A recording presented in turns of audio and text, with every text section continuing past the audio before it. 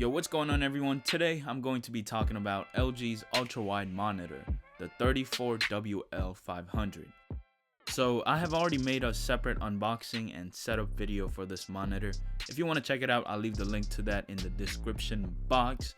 And now let's start off by talking about the build quality. The monitor is mainly constructed out of plastic. However, it is like a good quality plastic.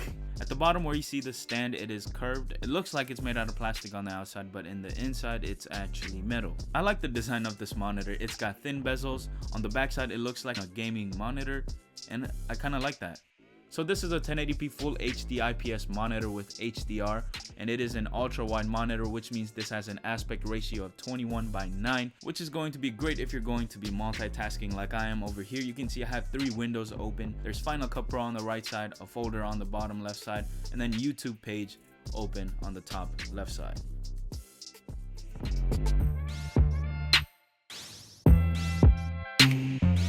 Not only does this monitor make it a breeze to multitask, playing games and watching movies is also a different experience. Since this has a 21:9 aspect ratio, when you're playing games on PC, not on consoles, if you have consoles, it's going to stretch the gameplay, but if you have a PC, you can change the FOV and you will be able to see more in games.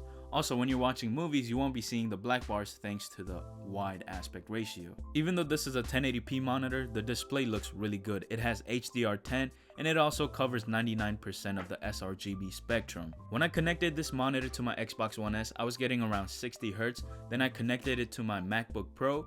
On that, I was able to change the settings up to 75 Hz. So there's also a program called On-Screen Control. You can get this from LG's website. This is going to help you customize the grid of windows you can have on your monitor. I don't think I've mentioned this, but this is a 34-inch flat screen monitor, and it has a 5 millisecond response time and a resolution of 2560 by 1080 with an anti-glare display. With this monitor being so big, there's not a lot of port selection on the back. There's 2 HDMI ports and an audio jack.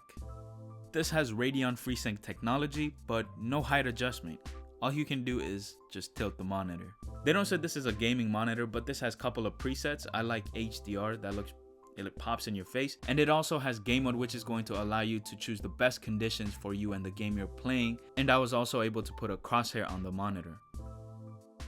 I haven't really come across any problems with this monitor besides the fact that it's so huge. I need a lot of space for that. So yeah, just keep in mind, this monitor is big. It's a 34-inch monitor and it is going to take up some space on your desk. You can get 2 monitors for around the same price, which is going to be more versatile. You can probably port it in portrait mode, landscape mode. You can't do that with this monitor, but with this monitor you won't have that big crease in the middle when you have 2 monitors attached. So that's one plus side of having an ultra wide monitor, and just the experience of having an ultra wide monitor is spectacular.